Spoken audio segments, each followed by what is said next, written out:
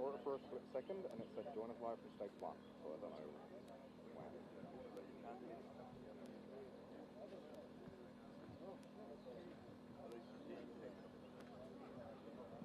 Yep, it's on Facebook, I see it. Join us live from stage 9. Perfect. Well, ladies and gentlemen, welcome to day 2 of the Central Machine Hire Otago Rally. Of course, the opening round of the 2024 Brian Green Property Group New Zealand Rally Championship.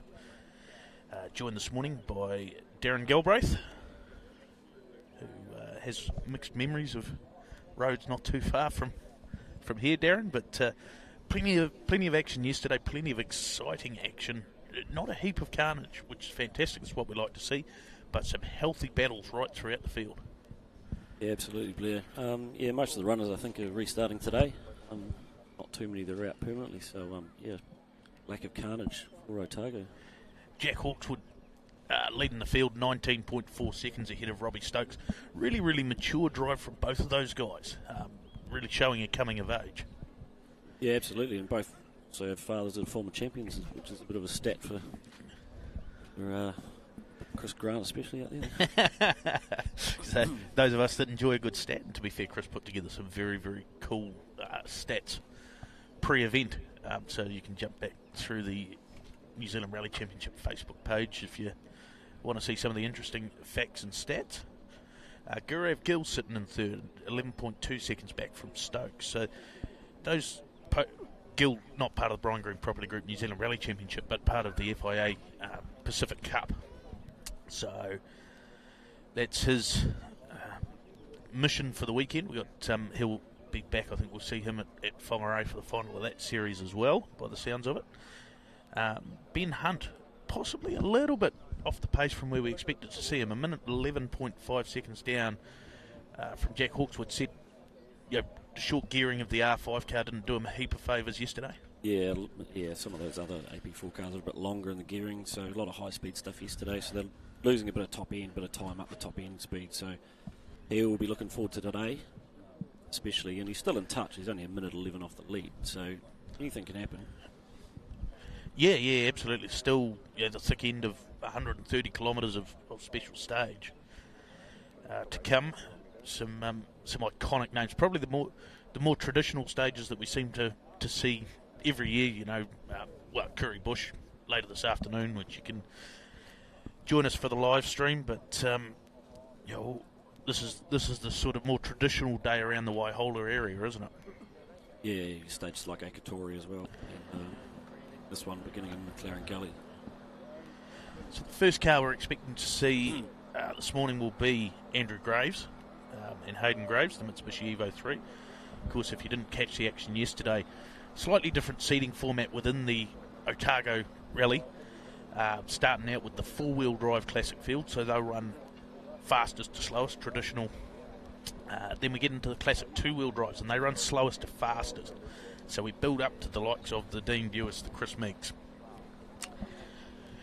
Then we have a small gap, and then we're into the overall Rally Otago, the New Zealand Rally Championship, and the all-comers in the Pacific Cup field, and that will be led away today by our overnight leader, Jack Hawkswood. So just going back to some of those results, some notable ones in there too. Yeah, Mike Young sitting in fifth, just ahead of Todd Borden. Then Zeel Jones battled a few diff issues and just 0.4 of a second behind Todd. Chris Meek sitting in eighth in that Rosendale Escort. He's been super impressive, right? Classy driver, obviously a World Championship driver, still a current driver.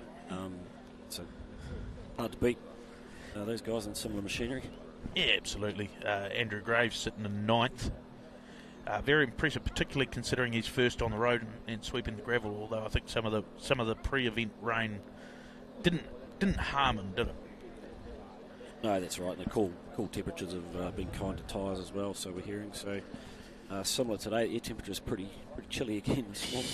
Showing 7 degrees on the watch at the moment. Stewie Reid rounding out the top 10 in his first event in the AP4 Mirage. Big learning curve for him. Then just ahead of Emma Gilmore, so a bit of a wretched day for Emma yesterday managed to find a fairly sizable rock that did a lot of damage, and then from there it was just a case of risk management and learning.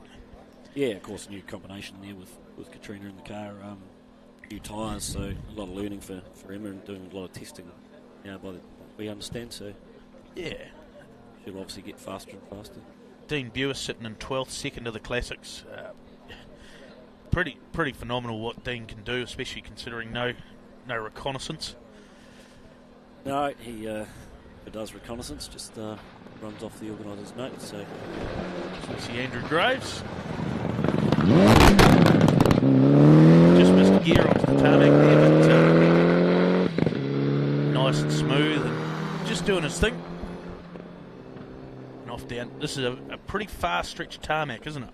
Yeah, it comes down to another junction when we head back onto the gravel there, and that intersection approaches pretty quickly, I'd imagine, especially something like an Evo. What sort of things do the drivers need to think about then in terms of managing? Like, is it enough tarmac that you can start to overheat the tyres? Mostly it's pretty straight, so it's pretty easy on the tyres down here. There's a bit of a hard couple of corners, so not hard on the tyres. No. Fantastic crowds out here. There's been so many people all weekend. Could hardly move in the Octagon on Friday night at the pre-rally show. But a lot of spectators, a lot of supporters out here watching the Central Machine Hire Otago rally. So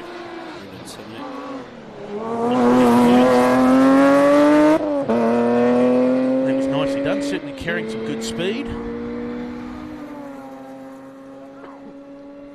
The jury's still out on the livery, I'm going to be frank. But yeah, real shame yesterday to see Brandon. It was right up keeping Dougie honest, Andrew Graves honest. Had a puncture and lost 5 minutes in special stage 3, so that really killed his opportunity to take out an overall result. But yeah, great to see Brandon. Look at that long shot in there. Yeah. Geez, that's Tim Smith next. Had a fuel pump failure yesterday, so we're back on it today. Rejoined, still set some good times, I understand. Yeah, I think they had problems all morning with it and eventually traced them back to the fuel pump. Got going again and was right on Brandon's pace in stage 6. With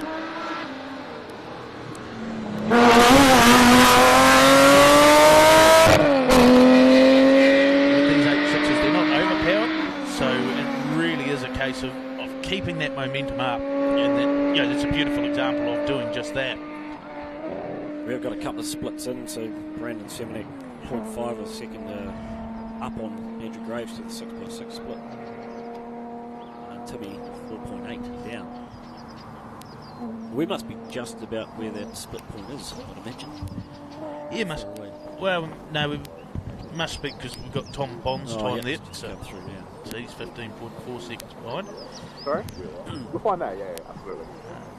See, Brandon, obviously, he isn't going to catch him, but he's going to have a point to prove as we see the legacy of Tom Bond. And I think Tom probably maybe caught a couple of people by surprise. Wasn't one of the fancied runners in that Otago four-wheel drive classic rally, but currently sitting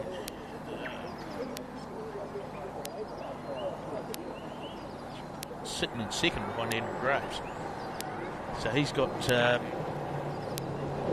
plenty to play for today.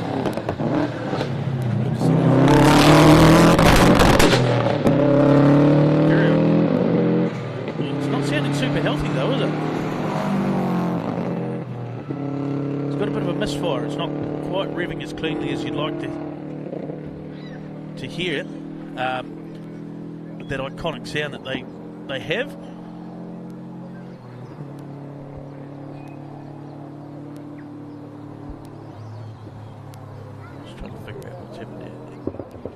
Directors run away on us.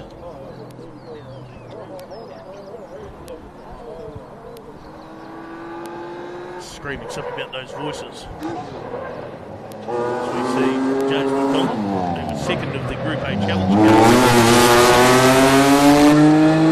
yesterday. So of course that Group A Challenge part of the Rally Challenge class that runs in the New Zealand Rally Championship for just the first day. So he's now sitting third overall in the four-wheel drive classic rally, and that's what he's chasing today. There's plenty to play for there between second Tom Bond and fifth place Paul Cross. Just over a minute between them. Seminook's already made his way back up to sixth, and if he's on that sort of pace, that Andrew Graves level of pace. Yeah, second split point is in second split in the 13.1k, and Brandon's 3.7 out on it. Yep.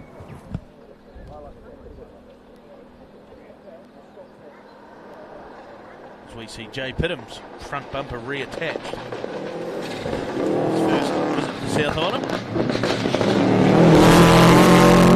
Looking nice through there. Yeah, because Jay on the podium yesterday for pre-main.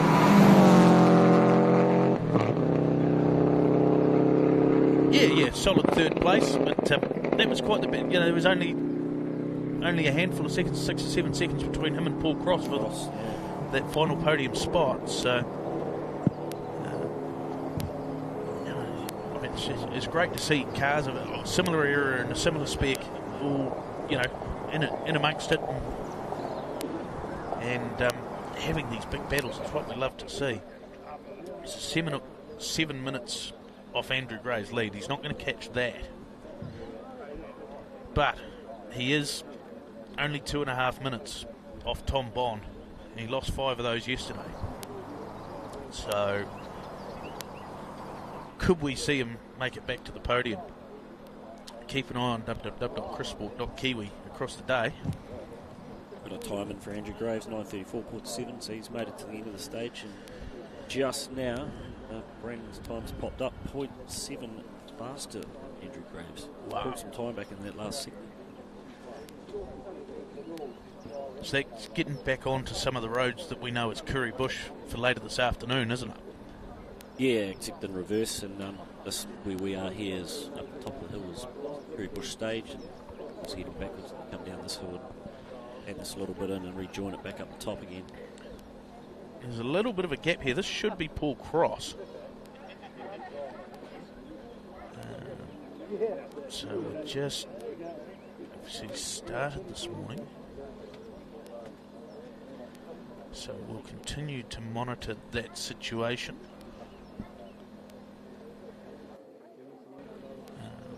Deborah Kibble next in after Paul, so we'll see who arrives here first. Deb looking like she's getting more and more comfortable. Hasn't done a heap of mileage in the H6. She was fending off Amy Keeley, so great to see the females out. Not only just representing, but putting in some pretty impressive performances. Sitting 7th and 8th, respectively, in that four-wheel drive classic rally. Also shout out to our Australian guests in the four-wheel drive classic rally, Denise Collins and Tanya Waring as well. So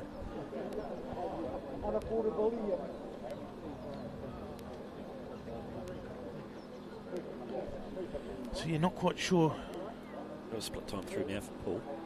Okay, so maybe just a delay at the start of the stages. Here comes Paul, and yeah, all looks well in the world.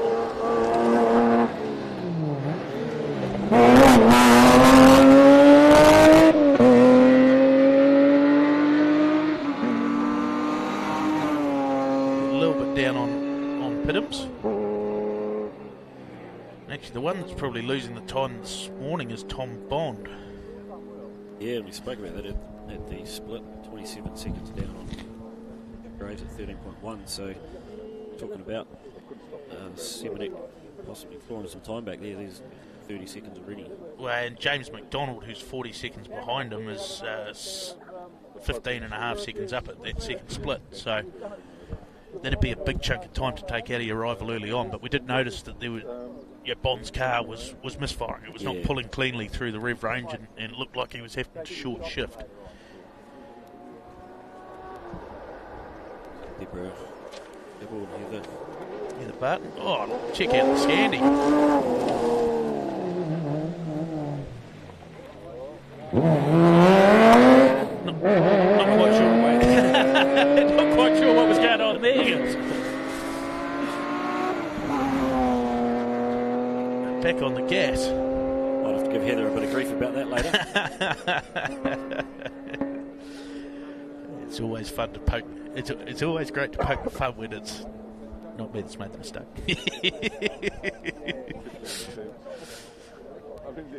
Just the two stages in this loop this morning. This stage 18.3k and Torrey Beach next, another famous stage 9.1. Reasonably short loop before service.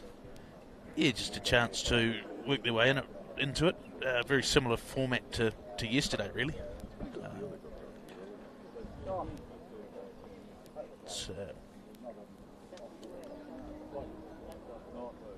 The bigger loop being the middle loop with stage at 12 kilometres of Adams Flat, then the 23 kilometre Gooseneck and 28 kilometre Perry Road, as we see Amy Keeley, Grant Mara.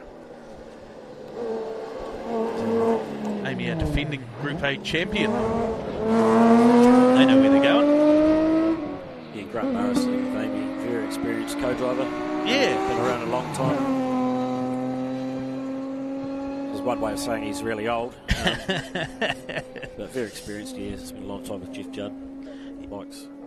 Yeah, he spent a fair bit of time with Joe Quantock as well, and more recently at this event has spent time with the likes of Sarah Walker and Hamish Bond and Avalon Biddle, and teaching them as the guest drivers in the H6s. But probably this year's guest driver and Brandon Seminuk didn't really need a heap of teaching as the current ARA American Rally champion. But fantastic to be able to welcome him across and show him what New Zealand rallying is all about.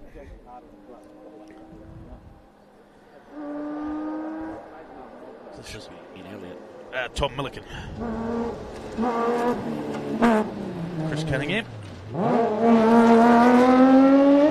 Another of the red H6s.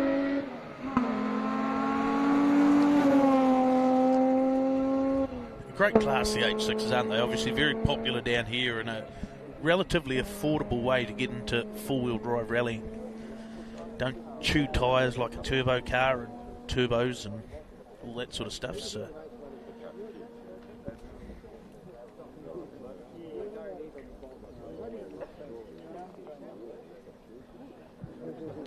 make it pretty simple for guys to be able to turn up, not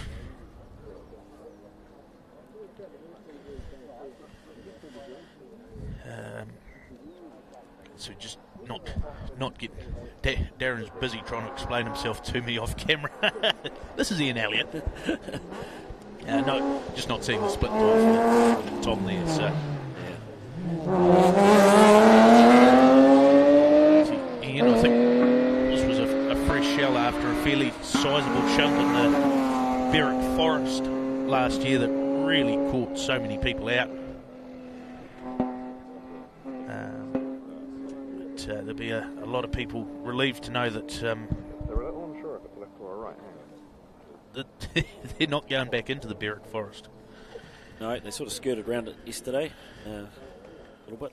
And also save those horses. I'm just wondering, just sort of getting some group intel, seeing Dale Budge. Don't worry, he didn't try and navigate his own way here. He's just back at the service park interviewing rally leader Jack Hawkswood. Of course, he was looking for Dunsandel over there on the west coast of the South Island yesterday, so maybe we've always maintained don't let Dale drive or navigate. There's not really any evidence so far this weekend to suggest that either of those claims are incorrect. Sorry.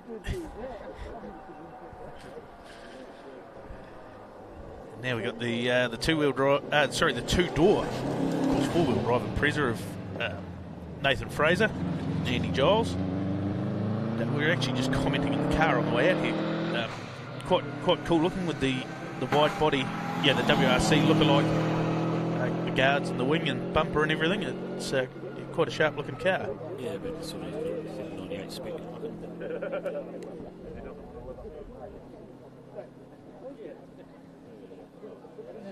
handful of cars still to come in the four-wheel drive classic rally. James McDonald with a fairly storming time, just 6 seconds off Timmy Smith, and having pulled 19.6 seconds out of Tom Bonds, so that's a good start early on as we see Louis King from the Philippines. There's a number of nationalities represented already in just the four-wheel drive classic rally. Of course, our Canadian driver Brandon Seminook, his British co-driver Keaton Williams. Got some Aussies in there. Louis King from the Philippines.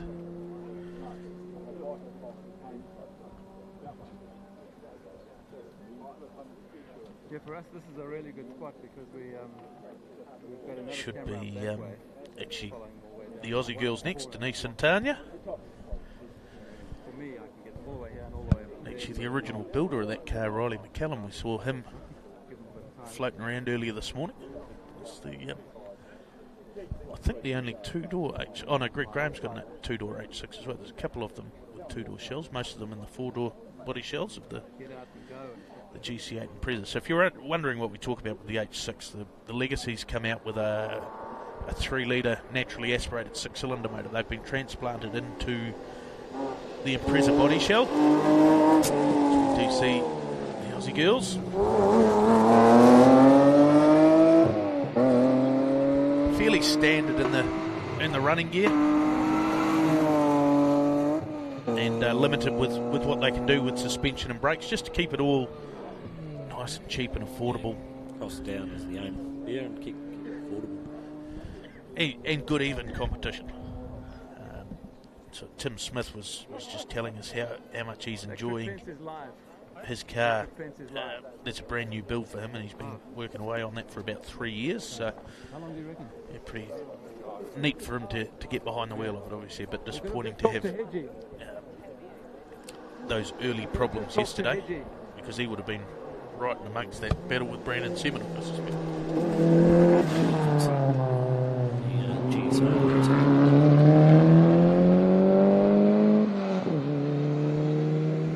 Yeah, with daughter Brianna co-driving, so that's always nice to see a parent and offspring setup. Yeah.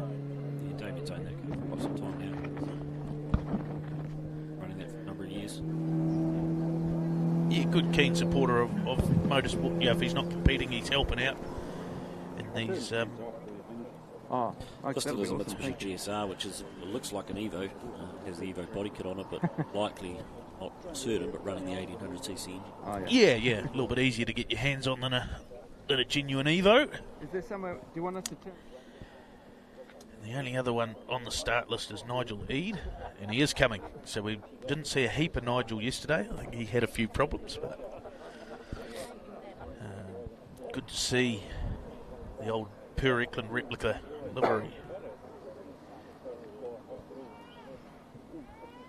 At the moment, it's just wobbling around because Peter Thomas Didn't actually retire, but yeah, was running down towards the back of that field. Here comes the yellow Legacy. Yes, did you touch the fence?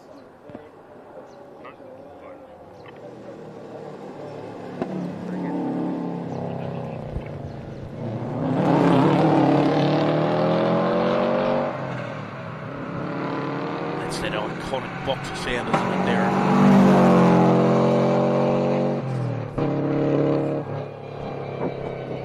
Very loud through the headphones. Confuses us as the car goes past us, and then we get the audio on the secondary camera. We're basic people here. Next up, we should have Jay Ritchie in the first of the classic field, according to what my list says. Maybe.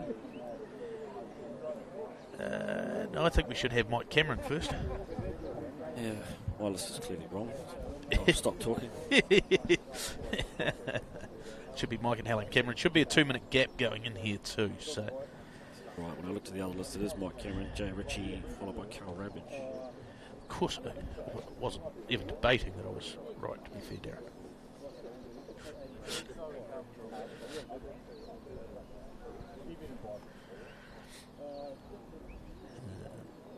So we'll see. Just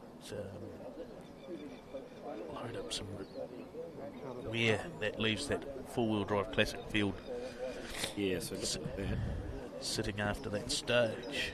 So Andrew Graves extends his lead out to 5 minutes 13.1 seconds. Really has been one of the standouts of the weekend.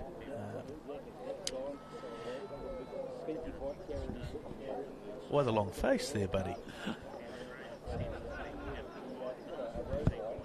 Pretty sure that was what someone else said that everyone's laughing at out there. That was a shocker. James McDonald now has basically halved that gap to 21.3 seconds to Bond. So, you know, he's taken better than a second a kilometre out of him in that stage. 19.6 seconds in 18.3 kilometres. So we're into horsepower of a different kind as we see Mike and Helen Cameron. Little Evo Mitsubishi Lancer currently sitting second of the Ryan Green Property Group New Zealand Rally Championship historic cars.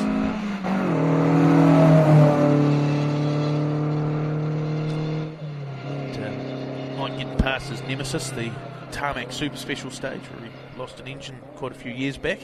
Spectacular style. There's a smoke screen back then that James Bond would have been proud of. So Jay Pittham's 45 seconds off that podium spot, and then another 14 back to Paul Cross and 25 back to Brandon Seminole from there. So Seminole's more than half the gap to Paul Cross. We see Jay Ritchie. New coat of paint on that car this year, has been black in the past, now blue. And, unfortunately for the 1300 competitors, she would have been a bit of a long day yesterday. Those roads around Lawrence really do reward horsepower, don't they?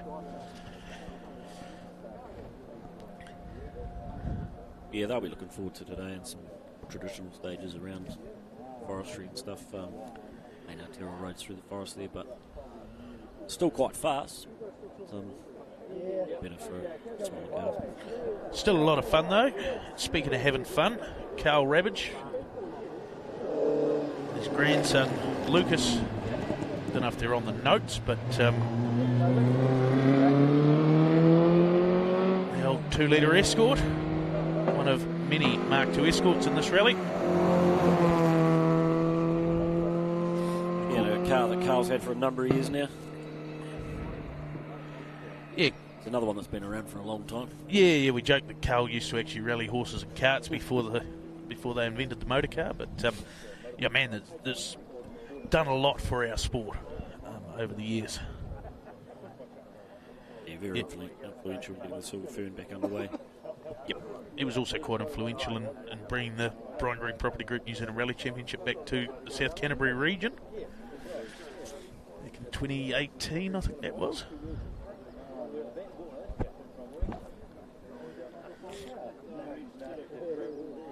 So the next one we should see will be Andrew Tressida in the Mazda RX-7.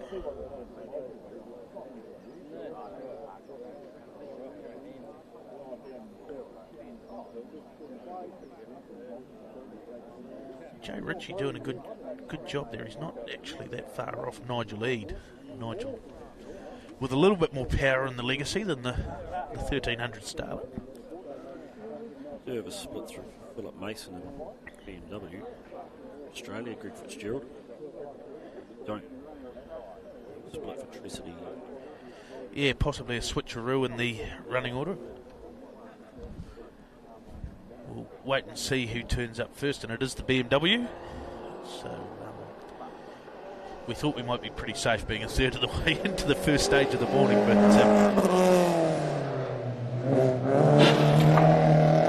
definitely cutting the corner there. You hear the underbody doing its job and protecting the car from the road surface.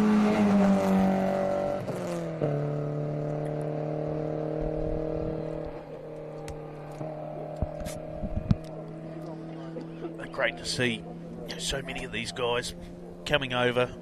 One of two BMWs in the field. both Australians driving them too. Ed Milligan, the other, quite a different sounding beast, that one. Yes. Yeah, quite a beautiful sound that thing makes. It's got a side exit exhaust, very We'll see him in a few cars. supercars, yes.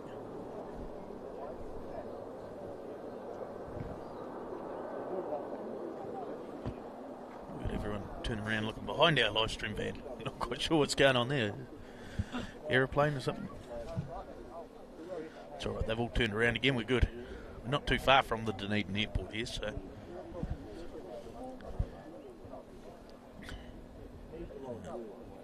Next should be Adam Fisher. Lee Fisher and Starlet. Unless it's Andrew Tresidder. A little bit of a gap here. Always piques the interest.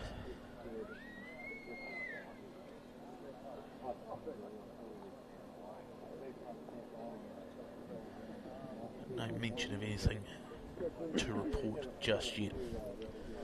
It's the team at Chris Sport pretty good at keeping us on the ball. See a car coming over that crest in the distance now. Looked more white than blue, didn't it?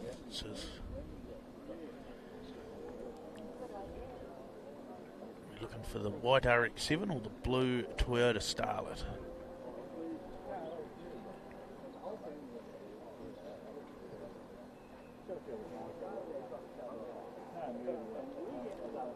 It is the white RX-7 of Andrew Tresidder.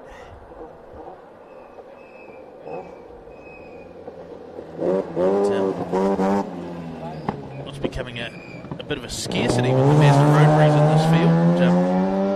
Marcus Van Klink not making the start, and of course he actually appeared on the live stream as a guest commentator at the street stage yesterday.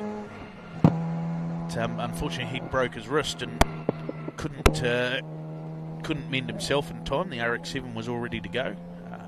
We also had Charlie Evans in the field yesterday, but an engine failure. Quite unusual for Charlie to have mechanical issues. Normally runs pretty reliably, so disappointing for him to come all the way down from Hamilton to... Oh, it's disappointing at the best of times, but when you've driven close to the length of the country, you it makes that drive home pretty rough, doesn't it? Yeah, one other RX-7 still left, John Silcock. Yep. Meralda. And Scott O'Donnell with the RX-3 still going well as well, so...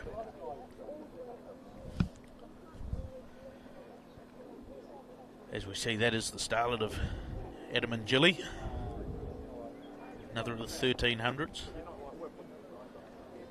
He's sitting second in that 1300 class for the Classics at this point. Another one down from the North Island. They're fairly regular visitors to the Otago Rally. Yeah, from Wellington. Did compete in the New Zealand Rally Championships some years back. That's right. Had the yellow and blue livery back then, I think.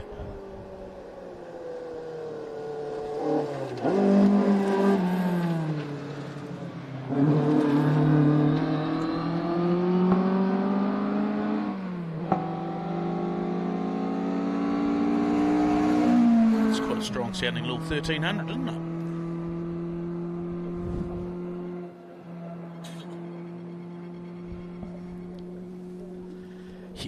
Just pointed out, it's got that's the GR spec Starlet.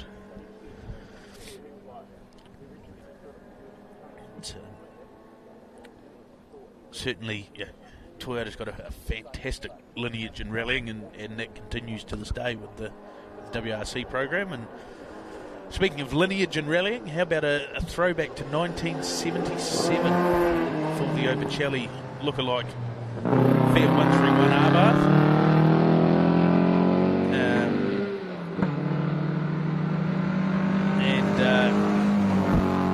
That's not quite running as good as it should, unfortunately.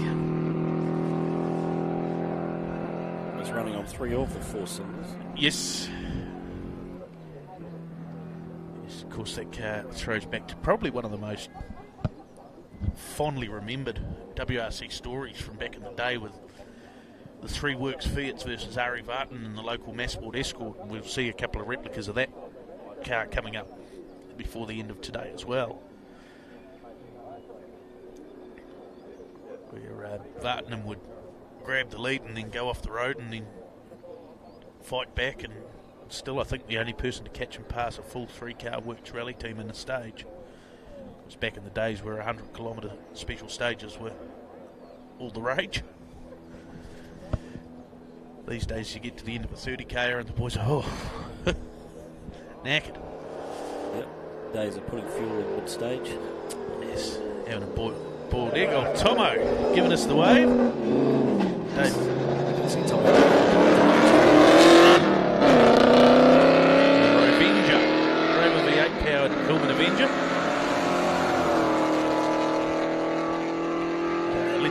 Let's get a few more V8 rally cars out there. Don't they sound good? Obviously having a great time Tomo in the ex-Mark Walton car. Yeah. Spoke to Stephen Sims last night. He said, as long as I'm beating Tomo and Ed Mulligan. He was 4.5 minutes up on Tomo and 10 minutes up on Ed. So he said he might back off today. So we'll see Steve a little bit later on. It's great to see him back behind the wheel of a rally car. He's normally seen behind a laptop. Him and his son Job. We'll see in one of the BDAs a little bit later on. But the next car we should see is Jerry McGroty, and it is CX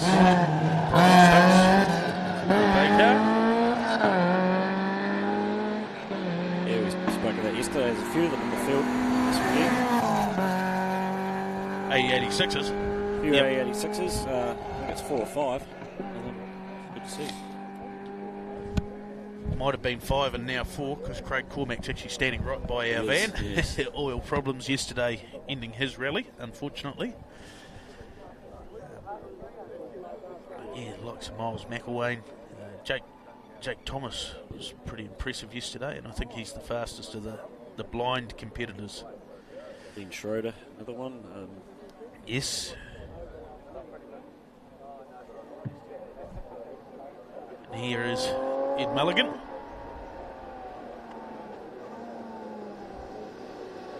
So we'll wait for this thing to get out on the tarmac and open up. It does sound good.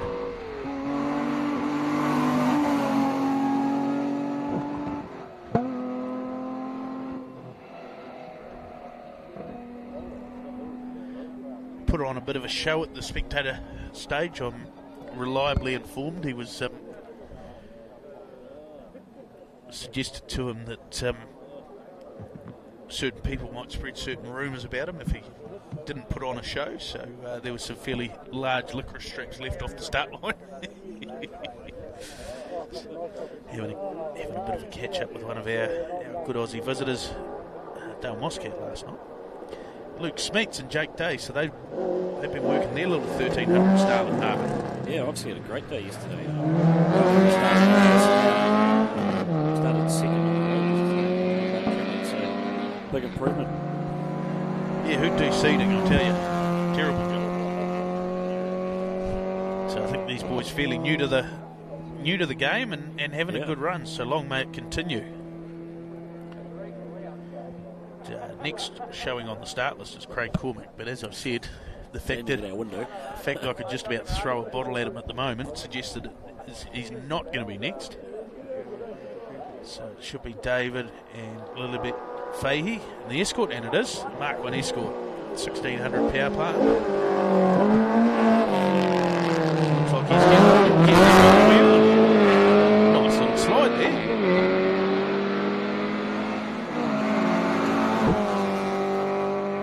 Another parent and offspring team, the father-daughter team. Great looking car, the Mark 1, isn't it? Not as popular as the Mark 2 anymore, but great looking car. Ali Mackay will see in one later on too. He's very quick. Just hearing Andy Martin and Rocky Hudson non-starters today. I know Andy's been crooked throughout the weekend, and that would be my guess, but... Yeah, I was speaking to Andy at the beginning of the Tarmac Super Special last night. He wasn't well, he's got the flu. He was suffering in the long stage. He's actually said he almost passed out, so not ideal. So yeah, that I would say is the reason why. unfortunate for Andy. Yeah, it's not ideal to come all the way down here and then have that sort of thing.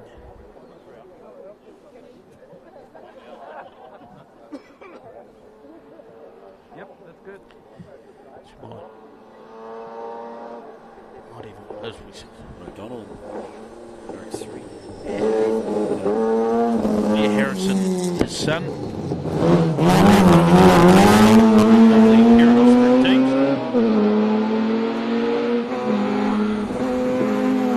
Darren, I guess there's an excuse for you to rally for at least the next 15 years to have all your tribe co-drive for you.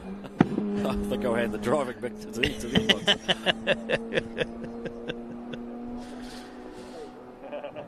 So if they are watching at home, a shout out to Lexi and Harry and Tommy. They're up. Yeah. I'm sure they'll be up.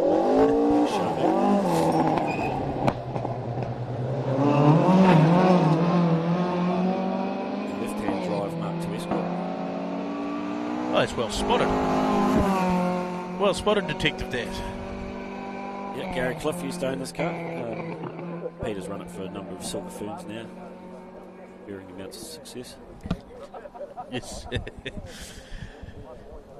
I remember one Silver Fern, it was just about a daily occurrence. It was like, where's he going to have an issue now? Fire. He did have 2 accidents in one Silver Fern. The second one completely destroying the car. Actually, Andrew Graves was co-driving for him at the time. Ripped the rear end completely out of the car. Actually, have a photo of that somewhere. That's right. Alongside the car you were crewing for, from memory, wasn't it? Which is upside down beside it, yeah. Which, ironically, is the car that Stephen Sims is in. Ah, yes. Left here by the English crew and picked up by Jeff Judd. We see Bruce Farley and Glenn Warner. It's the Escort BB. That's a 120Y with an FJ20 motor in it. Slightly more power than the 1200cc's that would have left the factory with. As we start to get into the gruntier end of the field of the two-wheel drive classics. Don't see too many Datsun 120Ys around there anymore, but used to be dime a dozen, rallying around the South Island especially. It's amazing, isn't it, how even Ford Escorts and Toyota Starlets were cheap and easy to get parts for, and eventually the supply runs out. Oh, it's still easy to get bits for a Mark II Escort. They're just not cheap. Buy brand new body shells for them.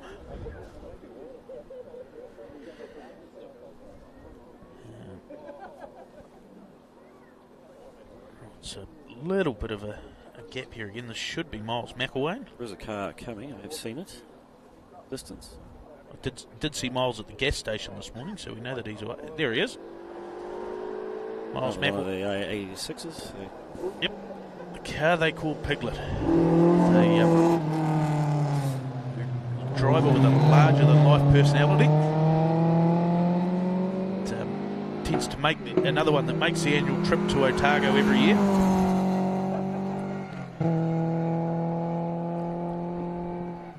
Fantastic to see.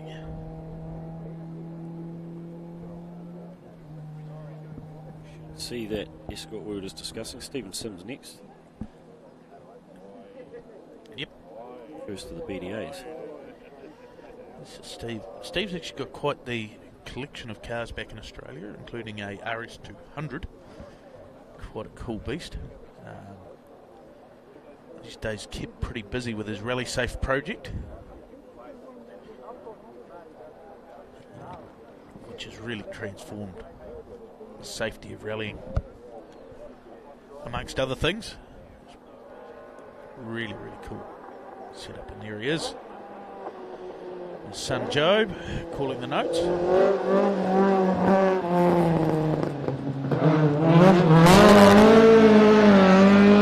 Getting it out a bit sideways, Simsy.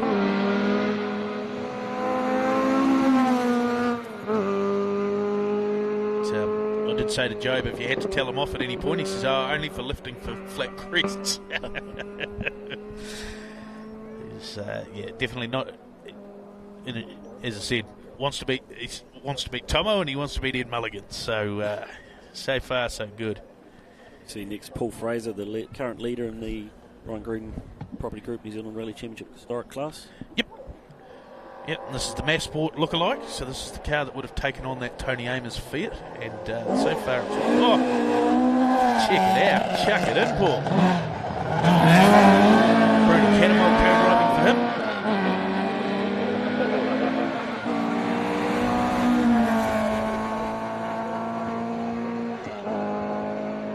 It's a sweet sound, isn't it?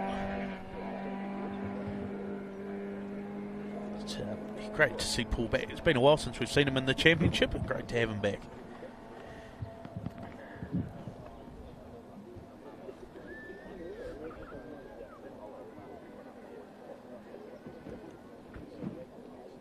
On my list, Dean Schroeder. Yep. Trevelyan. Dean from Nelson these days. Yep. That lines up with A, what I've got, and B, what I'm seeing.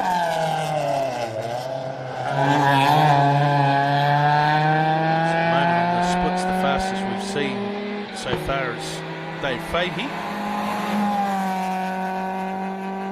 That little Mark 1 Escort. Quickest to date. Well, actually, no, sorry, Peter Sharmack. I tell a lie. Peter Sharmack on a bit of a charge. Dean Schroeder hit out a shot there. New Zealand's fastest police officer. Wow. So, some would argue the has-been sitting next to me is not bad.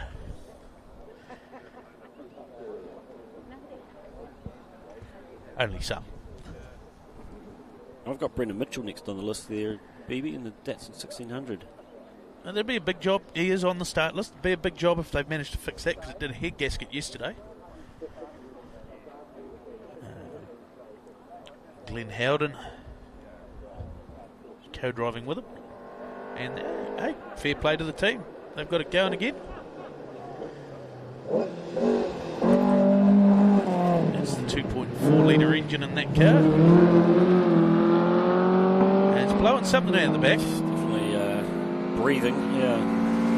So, potentially a slightly more temporary fix than anything else. Being a Datsun, it'll keep going. Yes, Japanese reliability. And from the sublime to the ridiculous on that front, the next up should be Mr. Central Machine Hire himself, Alan Dippy. Great to see him supporting the event. Yeah, and the Porsche that's won this event. Yep. Being the Otago Classic. Yep. It's driven by the likes of Patty Hagstrom, Alex Fiorio. Jimmy McRae. No, just the SMS.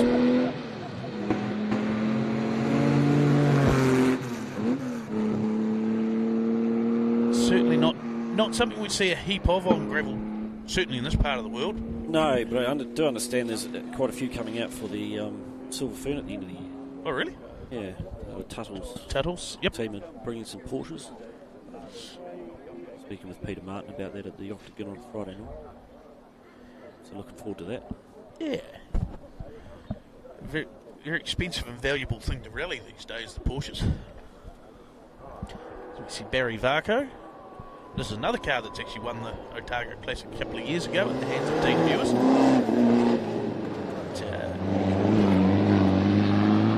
Barry out there and going pretty well himself. Barry also does a fair bit of work behind the scenes with the Mainland Rally Series, of which this was the opening round.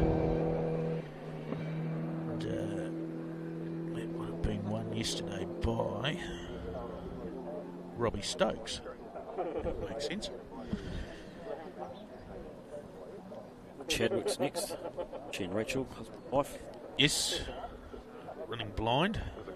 Madly, as they do. Of course, when we say blind, we're talking... they run off the route book, so that gives you the intersections, but not the corners in between. So not the full-blown pace notes that the majority of competitors are on. And yep, that is Richie. And, pulled out some pretty spectacular results in this event, hasn't he? Yeah, he's very rapid, for sure. 1600 Corolla and giving it everything it's got.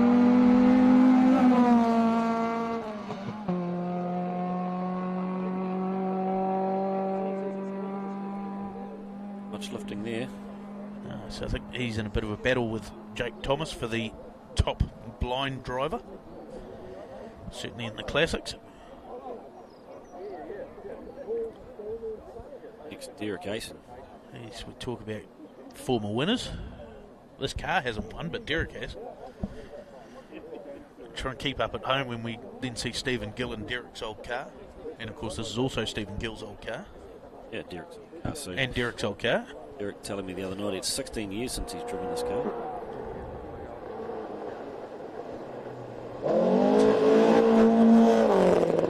Had a light in the light of her life, I would say. Derek was certainly a fairly strong peddler.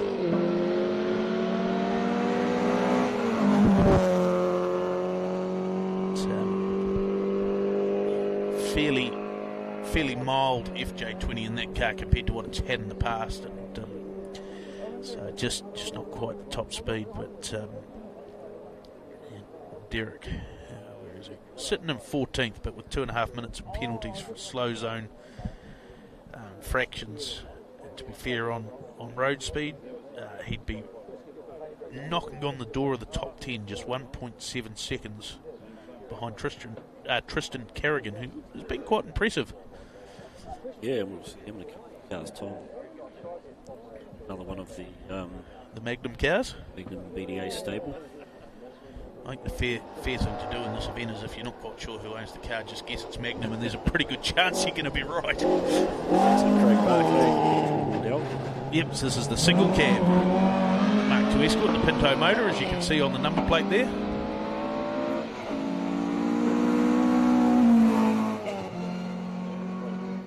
Still sounds very strong. It does, doesn't it? So that's what we'd call an RS2000 as opposed to the RS1800, the BDA. Sort of seems funny that it's that way around, because the BDA is the grunty one with the twin cams. So 2 litre. Yeah, yes, and also 2 litre. Yes. Well, the road cars are 1800. Speaking of Tristan Carrigan, and this is a BDA, and it's being driven like a BDA should be. Boy, yes.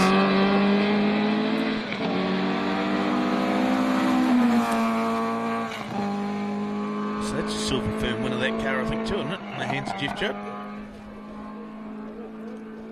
Yep, we've seen Brian Green run that one as well. Yes. Yeah, poor old Green, he didn't have a great day yesterday. It's a good opportunity to thank Brian Green from the Brian Green Property Group, as well as MRF Tyres, Cream Insurance, Omega Rental Cars, sponsors of the 2024 Brian Green Property Group New Zealand Rally Championship. Yeah, no, Greenie went off the road there, and one of the few that's not restarting today. Yeah, you're one of only 2, I think, that actually retired from going off the road yesterday. So, fortunately and unfortunately, found a tree stump. It stopped it from rolling down the hill by the sounds of it, but it had done a reasonable amount of damage to the front end of the car. Pushed a lot of things into places where things shouldn't be pushed, and that's rallying. But someone who hasn't done that is Jake Thomas. Again, running blind.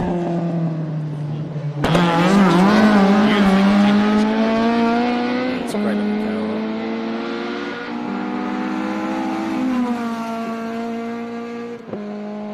Sounds like that's got a fairly close ratio TRD. Little ding in the rear bumper there that suggests he's been trying pretty hard and backing it in.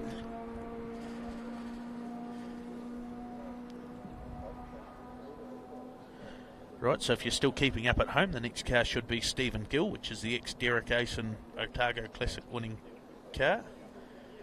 Stephen, Multiple classic cars. 3 times, I think it is. Stephen has a habit of just buying cars that Derek's hand-me-downs. Yeah. Had a bit of a spin on the street stage yesterday.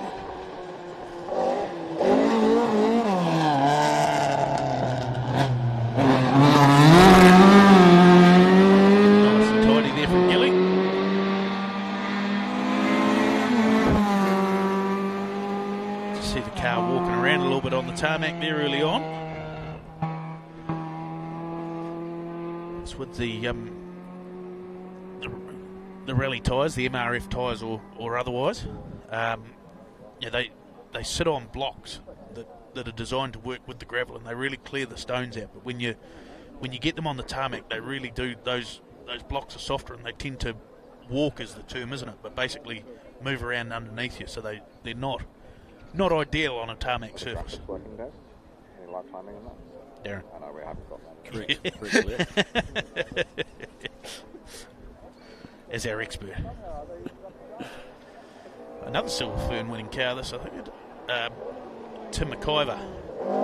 Ex-Stuart Reid car, this one.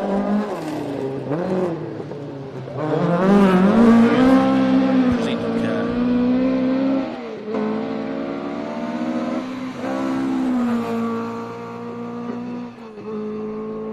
Yeah, Tim's actually got two of these, I believe. There's one set up for tarmac as well. Yeah, Wellington. Yeah, I was going to say that's the hot rod one. I think he's got three. He's got a 4H powered one as well for club events. I think greedy man. Ali Mackay next to my start list. Miko Johnson, local.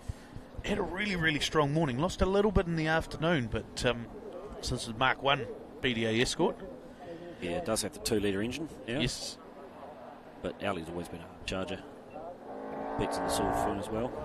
Speaking to him, said they've got a new camshaft setup combination sort of thing and given it a lot more mid-range. Probably gripped up mid-corner a bit more than expected there.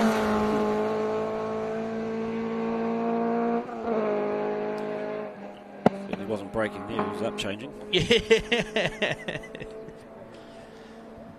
Getting into the real fast guys now, aren't we? We definitely are. We're at that top end of town. Next up, Big Graham Ferguson, another one of the Mass Sport lookalike BDA Escorts. Real character from the coast. Yeah, absolutely. Good guy. Hard man to beat over on the coast. Yeah, very hard. Ross Moody alongside with him. South been together for a few years now. Yeah, they have the pop up all over the show. Ferg's also got a Mark II Escort with a V8 in it.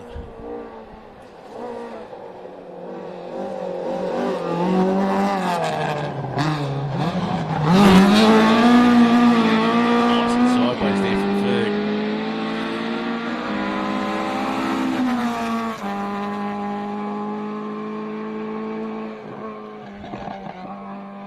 Nicely done. He's always he's there or thereabouts, isn't he? He's always knocking on the door. Next up we should see a bit of a familiar face, although not on the second day of Otago rallies, past the second stage, so it's great to see Richie Dalton having a clean run. Third time a charm. Twice he'd been here and twice he'd retired on special stage 2.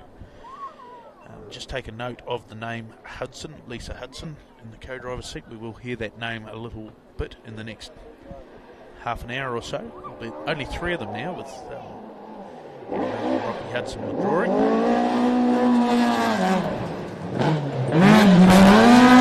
Hey! Oh, spin for Richie. So we were talking up how well he was going, and he was certainly grabbing it by the scruff.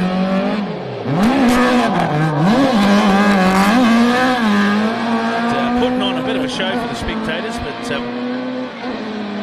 I'm sure he'll be muttering under his breath there.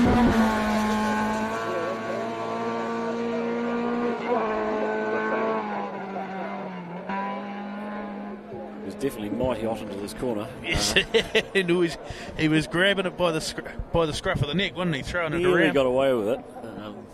Yeah, but unlucky. Yes. The crowd thought it was great. How tricky is it when you're coming off the gravel onto the tarmac as a driver, Darren? Well, it depends if there's a lot of dirt on the road here now. So as we see John Silcock, so he's obviously been catching a bit, and then much tidier from John. Yeah, you can see the speed he carried there onto the tarmac. Yeah, used a lot more of the exit. Straightened out that corner a lot more than we've seen a lot of the guys doing. Especially into a long straight, and that RX7's got tall gears in it, so carrying a lot of speed by the end of that. big long legs, yes. You can see all the rubbish on the road there, and that's really you don't really notice the difference that you're going onto tarmac. It's more like just gravel until you straighten up here. So might be what caught Richie out there, but he was definitely way too hot into the corner. So it would have looked great if he'd got away with it. Yes, yeah, absolutely. Ari Pettigrew, next one showing on the start list. We're a little bit doubtful as to whether we see Ari, and we won't because that's Dean Hewis.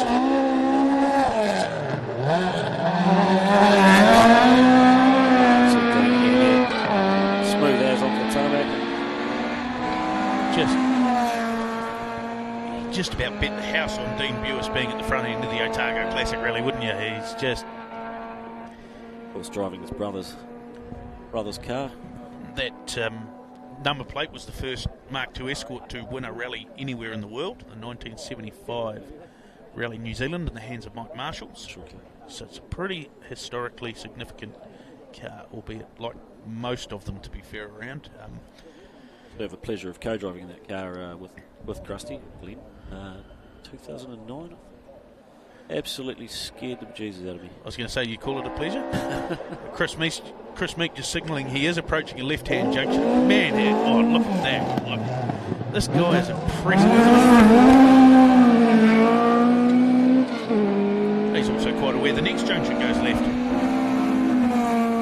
But in all seriousness, how good was Chris Meek yesterday? 8th overall. And just having an absolute ball, isn't he? You know, you speak to him in the service parks, he's happy as he's just loving life. Yeah, absolutely. Yeah, classy driver, obviously. You don't make it to WRC without having some talent. Well, you can if you've got a checkbook. So, what was it, 5 WRC wins? 5 WRC wins, yep. Probably the most famous one, the one in Mexico, where he decided to take a trip through the car park. Yes. in the power stage. Yeah, there's that pretty impressive one in Finland as well. So we just have a small gap now before we move into the first of our Brian Green Property Group New Zealand Rally Championship competitors. And then we get into some 2-minute gaps, of course.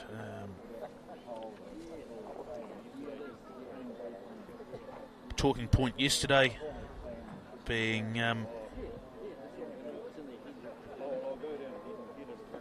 Dean Bewis, Chris Meek 4.7. Dean at the first split, 6.6 kilometres. Get that lead a bit more. Target to anyway. Just having it pointed out to me that yes, Ben Hunt was down on top speed, but they do have the option to choose the gear set that goes in the car. My understanding, it does make a lot of difference. Did see that message pop up on your iPad here, BB. Getting a bit of grief.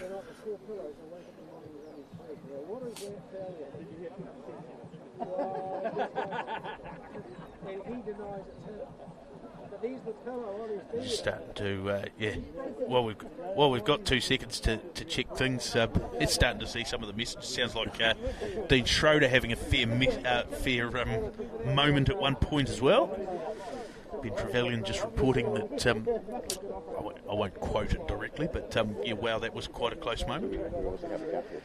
Well, fastest of the finishers in the classic field so far is Kristen Carrigan, 5th overall at the moment through that stage.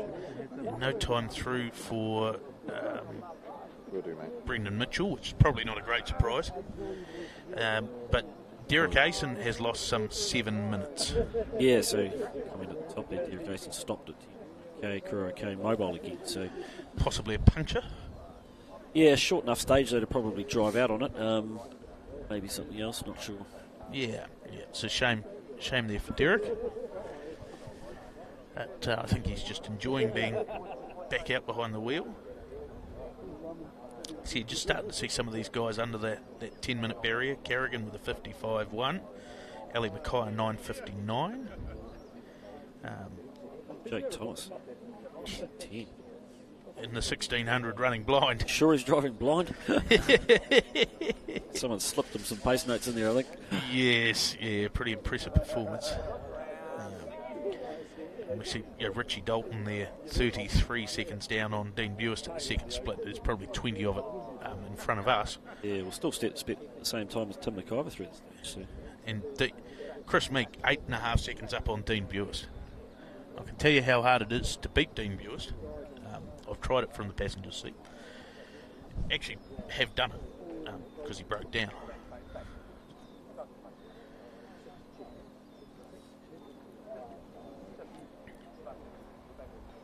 So as we await to see our rally leader, obviously a big talking point yesterday, first day of the MRF tyre as a control tyre, Darren, and response was pretty positive. A lot of drivers really happy with the grip they were getting, and not a heap of wear, obviously cool.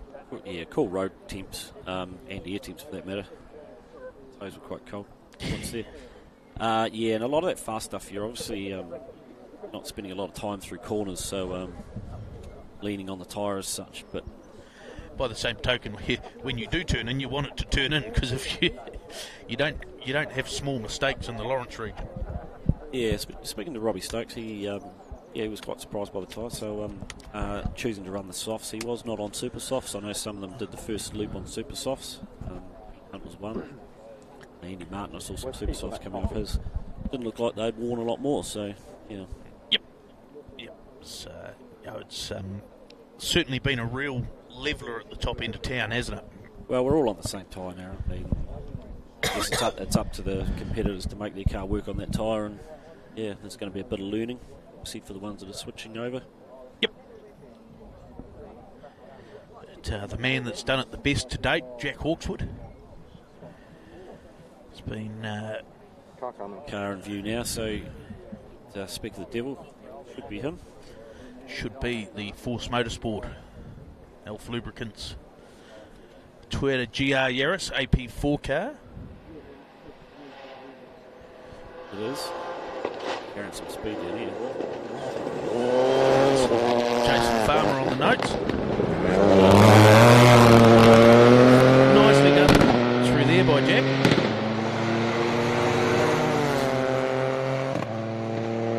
So that 19-second margin, it's certainly not by any stretch a done deal, and you know, it'll be really interesting through these early stages to monitor the progress of Jack and also Robbie Stokes, who's chasing him down. Both of them looking to be the first second generation driver to win a round of the Brian Green Property Group New Zealand Rally Championship.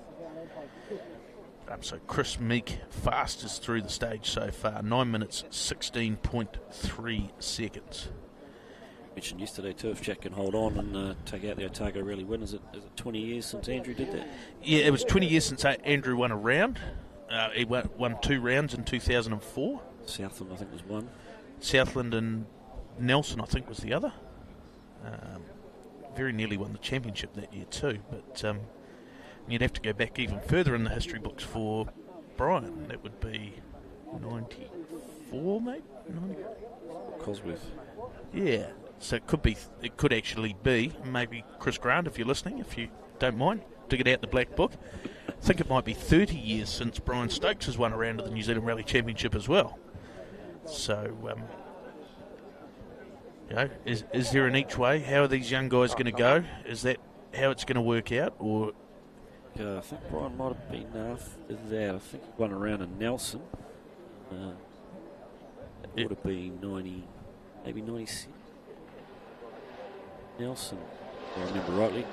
I see Robbie Stokes and Sarah Brennan, so another new combination for them too, and certainly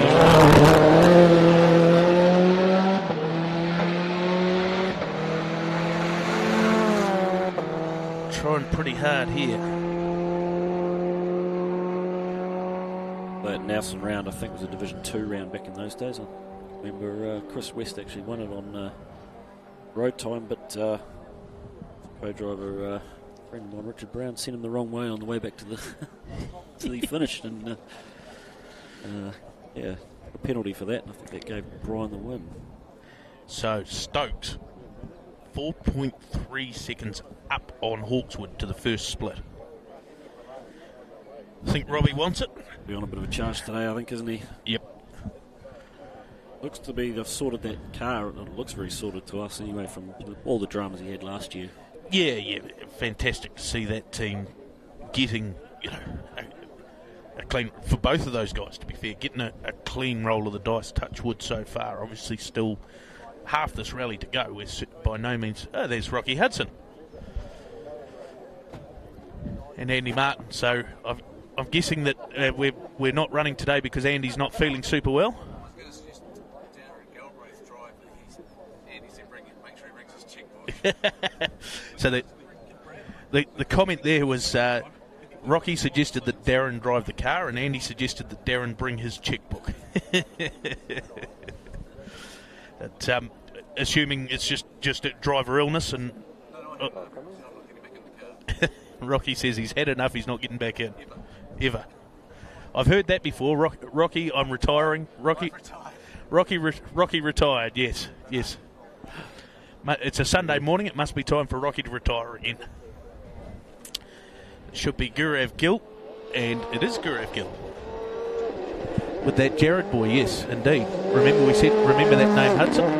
Jared Hudson.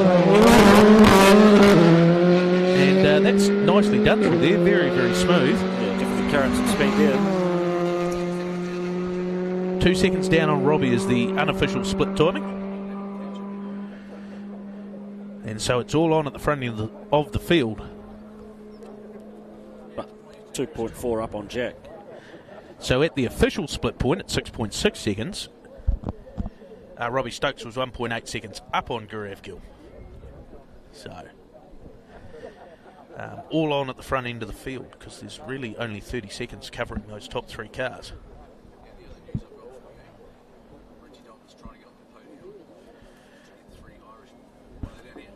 Marks. So Richie Dalton was trying to get on the podium for the Otago Classic Rally to have 3 Irishmen on the podium, but he spent 20 seconds doing circles in front of us.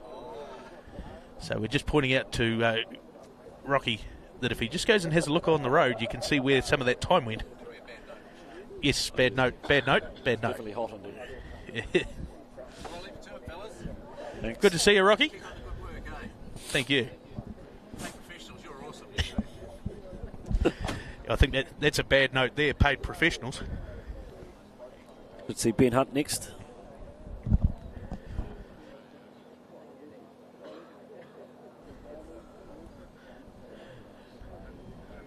That's right, we're busy listening to ourselves and realising how horrible that must be for everyone else at home. Bit of a gap here. Yes. I can see a car coming now through the trees there. It should be Ben Hunt, Tony Rawston. Yes. That beautiful tribute livery. Gold to honour Brooklyn Horan and Tyson Jenner. Oh. Edgy's van just caught a stone on the windscreen. Send Ben the invoice for that, Hedgie. We did mention we were reasonably close to the road here. Yeah, a lot of gravel on the road in front of us. Yeah, Ben is probably a little bit more ragged than we're used to seeing Ben, wasn't it? Well, I was too busy actually looking at the windscreen, to be honest. I didn't Anthony Jones out in the crowd there too. So a few people. Good time by Ben Nays. Yes, he's 0.2 up on Guild at that point. And second split in for Jack and Robbie. Robbie's 7.2 faster. The second split, 13.1k. So that's a good chunk of that 19-second lead he's taking out. Yes, you'd expect. Finish that stage off well. It's looking like it's probably going to about halve the gap, isn't it? And that certainly, if you're Robbie, that's what you want to do early in that in the morning. Just put that pressure on. So Gill 1.1 seconds, and actually that time through 7.6 seconds faster than Jack Hawkswood, Robbie Stokes. So that's a big statement early on. Yeah, we just did discuss this. It's quite a short loop. So he'll be looking to try and take a little bit of time in the next one. Head back to service with around a 10-second deficit to overcome. Yeah, well, that should into that big loop. Should put it down to about 12 seconds now. On the tree. Only 9k the next one, Torrey Beach. Yeah, it's a little bit more forestry based, isn't it? Yeah, still hard packed wide road, but put it downhill in it. Sort some men out, boys. Mike Young. You might get Other Hudson. Yeah, Amy Hudson. So they're running in the like Gurav Gill, the FIA Pacific Cup. The other one using a fair bit of the road out there.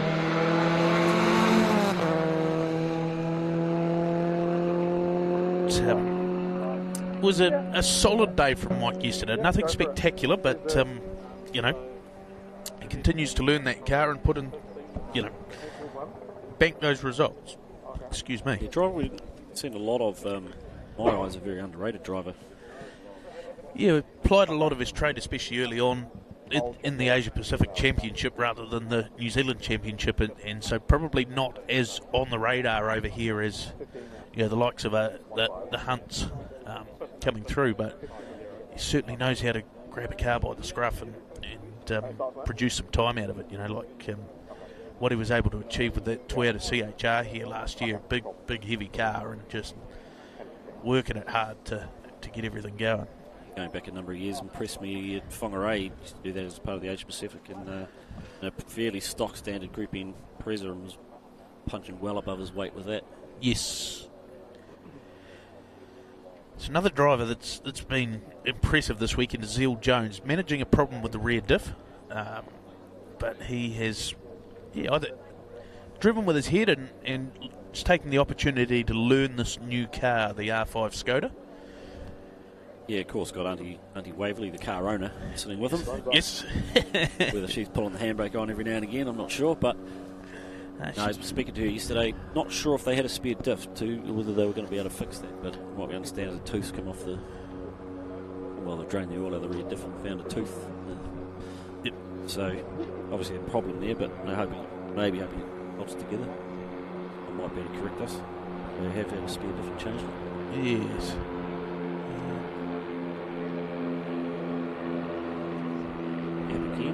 Yeah. And when you've got teeth floating around in diffs, it's never normally a good thing. We have got a split time through for Zeal. And we have got Zeal. Here we go. What's the concern when you've got things floating around in the diff is what else they've touched and haven't got it all out. So looking very nice and smooth there, Zeal. It's moving the car around a little bit on the tarmac, trying to understand what that grip level's like. Again, with the new control tyre, it's these little things. You're getting on the tarmac. What are they going to do in the tarmac? Do they, how much do they move around underneath you? All that sort of thing that drivers have been comfortable with what they've had in the past, and where do they sit? Yeah, obviously, I don't think there's been a lot of extended testing going on. Some of the teams further back, but yeah, it's going to be some learning and likely be on top of it after the end of today. Yes, exactly right. And then, of course, do we go to South Canterbury, completely set in conditions again? Yep. Roads. Yep. Southern Lights, where I think the Super Soft is going to be the tyre of choice in June. Down there in Invercargill. Looking forward to that one. They make a snow tyre. We're the first time that Southland's had snow. Yes, your first time ever, yes. So it should be Todd Borden, the next car. Again, just running as part of the Pacific Cup. Good time for Ben through there. Well, an 8:48. Yeah, 8:48.4, so that's 1.5 seconds faster than Hawkswood. Gill ended up in 8:55.8, so dropping a bit of time later in the stage. So we see Todd Borden and Dave Neal. This is probably how would you describe Todd's day yesterday? Just really didn't make an impact, did he? Which it's good not to make an impact in some ways, but just flying under the radar probably is the way to describe it, isn't it? So Zeal Jones must have been a problem early in the stage because he's dropped 16.9 seconds to that first split over Jack Hawkswood. So that's 23 seconds over Robbie Stokes in just 6 kilometres. So yeah, and we've got Todd down 9.5 to Jack as well at this first. At 6.6k, so we're talking it's 1.8 seconds a k there. Yeah.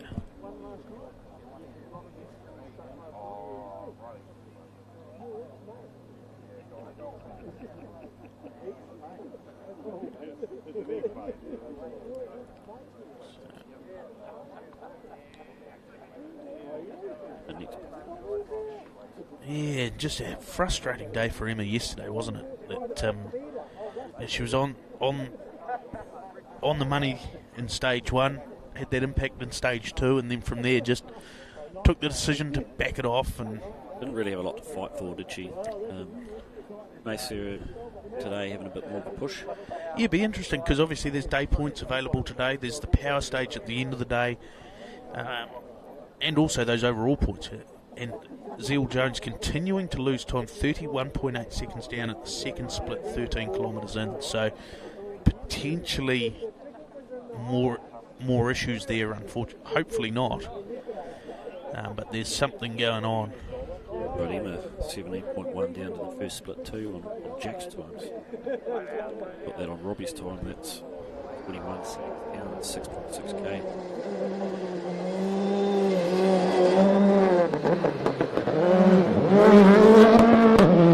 Probably looking a little tentative in there as well. Nothing too major, but just didn't seem as committed. No, we're talking upwards of 3 seconds a kilometre there. Can't see that speed alone. No. There's got to be some sort of issue. No, what we saw there wasn't 3 seconds a kilometre down, not a chance.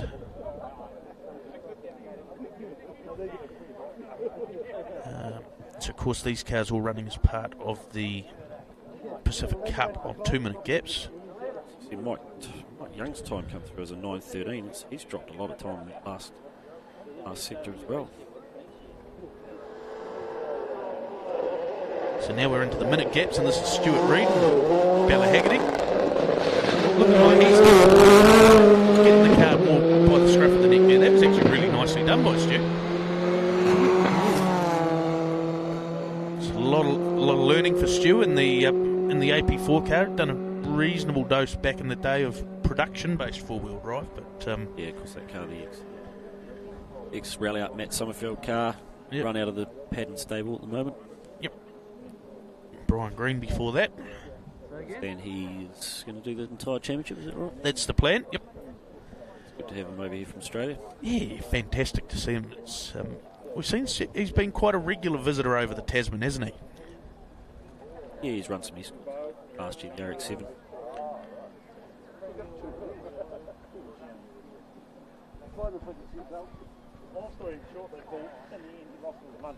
By my reckoning, we should have Dylan Thompson, is that right? Caleb McDonald. Start calling you Dale Budge. It is Caleb McDonald, the 6. Good day out for him yesterday. Yeah, third in the Rally Challenge, so obviously championship-wise he's put his points in the bank and leading the all-comers rally though, so yeah, he's got a fair result to play for today. Nothing really in it for him and Carter Strang yesterday. Went down to the final super special stage, and I think there was only 3 seconds between them. Yes. Carter pulled out of a blinder, 6th fastest overall, and cemented that second place on the podium. Yeah, fantastic. Fantastic battle between the two of them and Mark McMillan as well, who unfortunately lost a bit of time with those speed zones. Yeah, he did. But yeah. Also, we saw him come in with the left rear wheel right up in the guard too, the broken rear. Yes. Like Rose joint off a rear arm, I understand. I'm not sure if you're aware, but it's fantastic battle, and obviously that's going to progress right across the championship. This is Dylan Thompson, and the guy just keeps on delivering, doesn't he? The Rally 4 Fiesta 2-wheel drive. See how fast he is through there, smooth, carries the speed onto that straight. That's exactly right. One thing you don't want to do in these cars, and actually I was talking with Gurav Gill about it because he runs one back in India because their championship is 2-wheel drive only. He He said, man, they're proper fast. It's just the getting them up to speed, the traction when you lose the momentum. But if you can keep the momentum going, they're really, really beautifully balanced, proper rally cars. Yes, a good day yesterday for Dylan, and that took the win in that class for the day. Who's his nearest challenger? Jack Stokes. Of course, we lost Bryn Jones early that battle. Yeah, he's back running today as we see Mark McMillan and Tim Driscoll. So again, these guys just running for a bit of mileage, a bit of fun. The rally challenge just runs across the first day.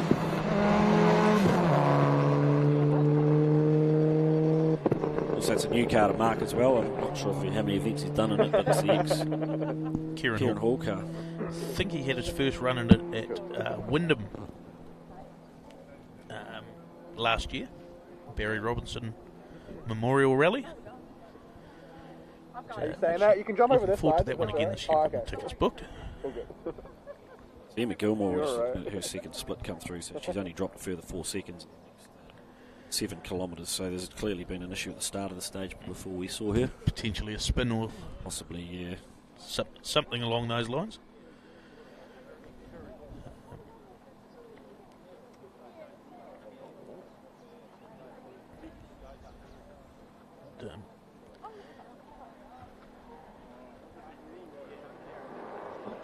A lot of time lost for Phil Jones there.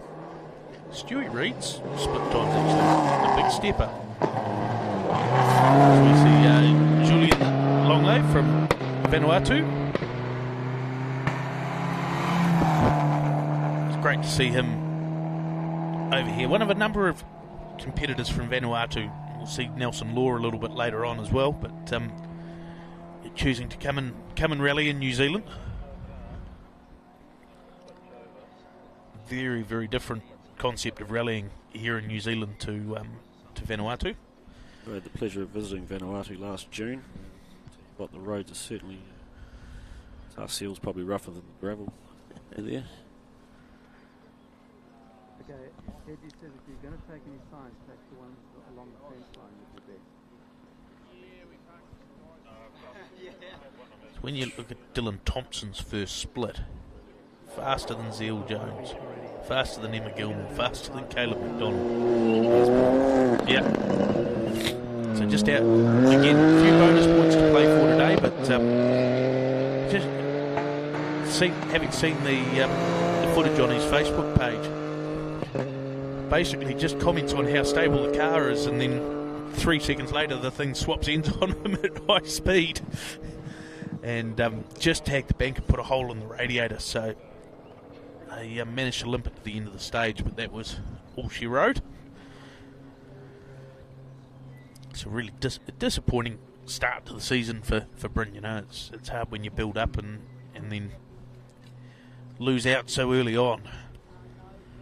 Jack Stokes next up, another impressive drive yesterday. Yes, absolutely. So if I'm just stats are you? Yeah, times. You're just going to create myself an informed opinion. Comes in the shot. He's certainly on it. Sarah Faulkner, of course, co-driving for him. And he's sitting second in the NZRC two-wheel drive class overnight. A slightly older model than the car that Dylan and Bryn are running, and being that this is the R2 Fiesta. Yeah, so 1600cc naturally aspirated as opposed to the 1 litre turbo. So down on grunt. There's a model in between that too, which we actually see Tim Macassey running, the R2T. Yes, yeah, which is the same motor as the Thompson Jones car, but not as powerful, not as developed. See, these been run in Europe as the junior category in WRC. New ones. So Jack within a minute and a half of Dylan. I mean, that sounds like a lot, but you've got to remember this is Jack's debut in the championship, and Dylan is very, very much a benchmark. Absolutely. Dominated that class. We see Brent Taylor and Chris Ramsey. 3 litre, the 86 powered Toyota 86. Brent getting his eye in before he heads off to do the Peking to Paris rally. Peking to Paris, now Peking, now known as Beijing. Of course, Dale Budge told me that, so it's got to be true. Just like Dunsandel over on the west coast of the South Island. It's easy to take the mickey when he's not here, isn't it? with no right of reply. But yeah, really, really good performance by young Jack Stokes yesterday. So hopefully that continues. In fact, just 0.2 of a second off Bryn Jones. Yeah, where that car would come alive is probably some tight forestry uphill sort of stuff, whereas the turbo cars don't have bigger as an advantage. Can't get the power of the ground, so yeah, we had some of that. Some of the forests will be.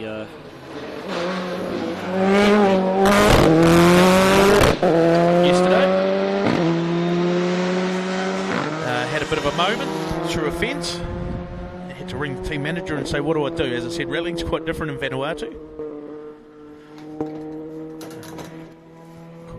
See our media team the appropriate vests on.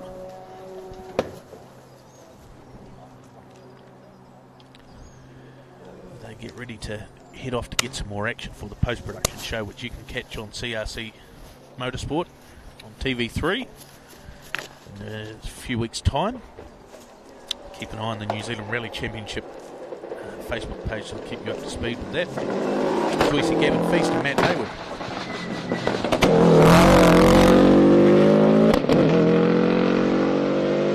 It was quite nicely done through there, carried a decent dose of speed onto the seal. Great to have Gavin as part of the New Zealand Rally Championship, and that car looking a little bit different now to what it did when likes of Dylan Thompson and Mike Young were behind the wheel of it. Yeah, the former SAS car. Yep. Christchurch, run out of Christchurch. Yeah, Dylan taking that car to third in the overall championship in 2019.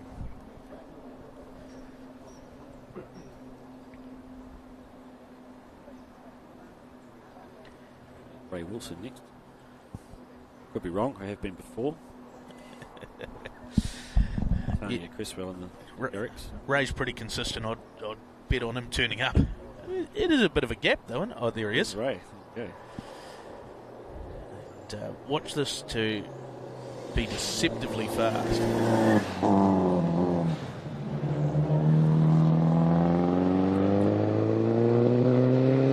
sure all well in the world there.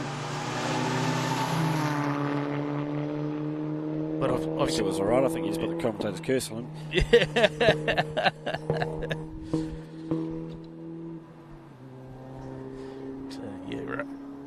Ray certainly, a man that's been rallying for a long, long time and produced some seriously impressive results. Yeah, we discussed this yesterday, didn't we? Blair, first New Zealander home at Rally New Zealand. What year would that have been?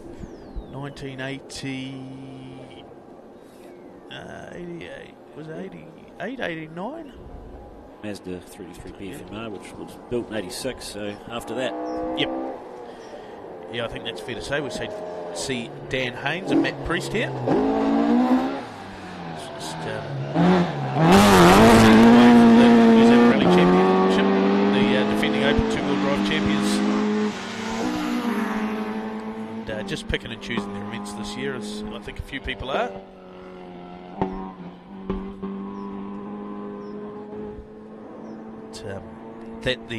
We've seen plenty of Mark II escorts in the field. That one's got a lot of modern running gear in it, the more modern Ford power plant, the sequential gearbox. To be honest with you, makes them slightly cheaper to run as well as a little bit quicker. So not running as part of the classic rally, obviously, but having a big old battle with some of the two-wheel drive cars in that class. And, one of those is Lucas Ramsey, Olivia Robinson. And, he was certainly impressive yesterday, and he's looking pretty good here. Extracting the most. So this is a little bit gone from the R2 spec, but the same concept, the 1600.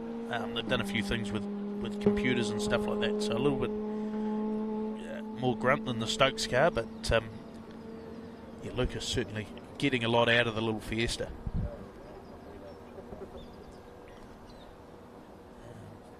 Glimpse at the next stage. So a lot of those cars through Torrey Beach now. Brandon Semenik fastest so far, 1.8 faster than Andrew Graves. Definitely on a charge today, isn't he? Yeah. So the next one should be Gareth O'Hara, who's another of our blind competitors. And, to be fair, this is a stage where you do give away a bit as a blind competitor, isn't it, Darren? Definitely the Cresty stuff. There's Gareth. And, Skylar Tohill.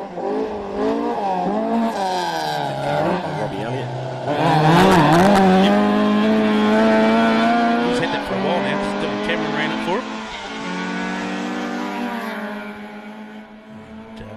And, formerly owned by Darren McDonald at one point. Ron Barker had that car and originally built by Kerry Evans. So I saw Mark Parsons floating around yesterday. He's had a few skids in that car. I've had a skid in that car.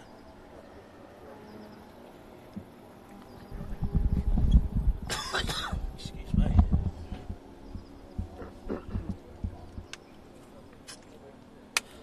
Good time also through the next stage, Torrey Beach from Richie Dalton. Driving a bit angry, you think? I'd say. Just 3.4 seconds lower than Graves. Yeah, it's good going. Thomas Paul, Honda Civic. Kieran. Yeah, they look fast. Yeah, that was carrying a lot of speed through there. That's nicely done. Just nice and smooth and carrying the momentum, which is what you got to do in these two-wheel drive cars. And, speaking of doing that, Ian Warren, the next one, little 1600 Pulsar, and man, does he pull some times out that that car really shouldn't be producing. Back to that time, Richie Dalton through. That's actually just 0.7 slower than Regan Ross's record through the Classics 2018. It's not Definitely on it. Yeah, no, it's not bad going at all, is it?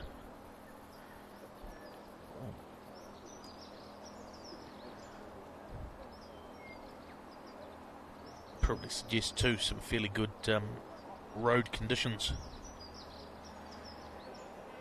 So you'd have to assume that Meek will still be faster. But, here's Ian Warren. Yeah, and you can see that by the way he backed the car off there.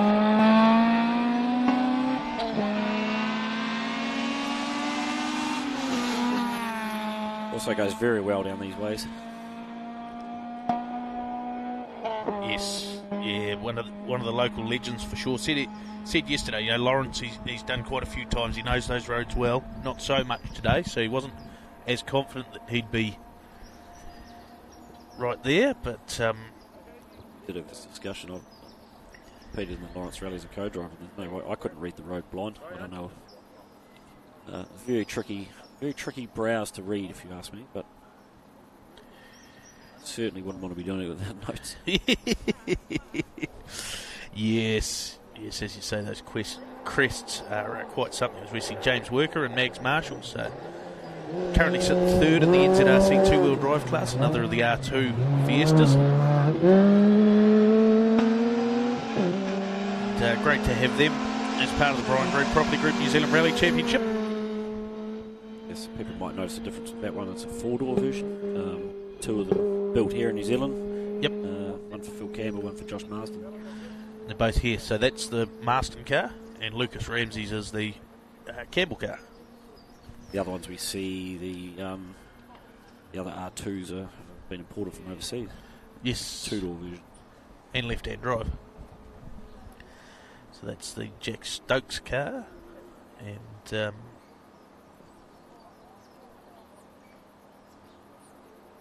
who else is running one over here? So Mackessy's left-hand drive. Yeah, that's the R2T. R2T while he waits for his Rally 4 car, which they're just having some compliance issues with. Any more championship cars? Got that time of Chris Meeks. 5 minutes. Doesn't know. I might need to get out of here after this one.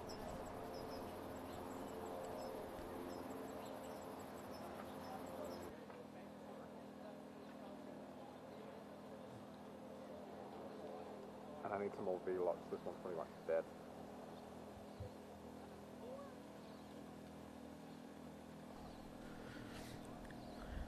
Chris Meek, another 4.5 seconds out of Dean Bewis there. Both them well under that record. Ross's time. 3 more cars. 2018, 10 seconds for Dean and 15 for Meek. And maybe Regan just was going a bit slow that day. Yes. So this is Tim Mackesy, so we're missing Braden Kendrick out of there. Tim, probably not quite where he wants to be, sitting fourth in that class. That was nicely done through there.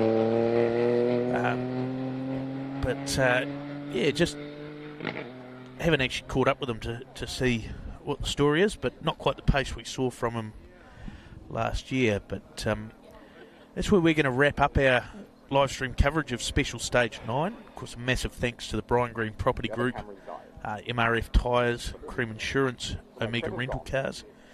We'll be back from the second service today, just after lunch. And then back for the live stream from Curry Bush just after 2 o'clock this afternoon. So plenty of action still to come from the Central Machine Hire at Rally Otago. And we look forward to your company then.